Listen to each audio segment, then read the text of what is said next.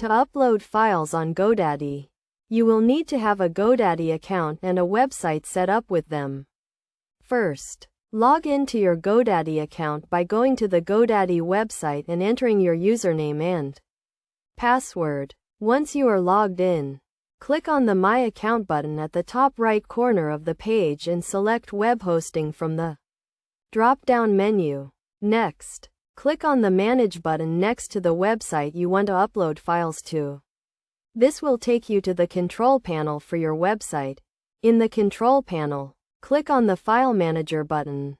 This will open the File Manager tool, which allows you to upload, delete, and manage files on your website. In the File Manager tool, navigate to the directory where you want to upload your files. You can do this by clicking on the folder icons to move through the directory structure. Once you are in the correct directory, click on the Upload button at the top of the page. This will open a new window that allows you to select the files you want to upload. Select the files you want to upload by clicking on them and then click the Open button. The files will then be uploaded to your website. You can also upload multiple files at once by holding down the Control key while selecting the files.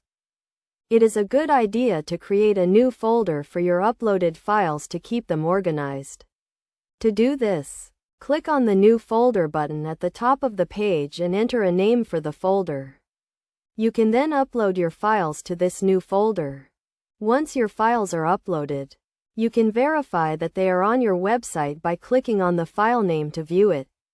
You can also use the File Manager tool to delete or rename files on your website. It is a good idea to regularly back up your files to prevent data loss in case something goes wrong. By following these steps, you can easily upload files to your GoDaddy website. Remember to always keep your files organized and to regularly back up your data to prevent data loss.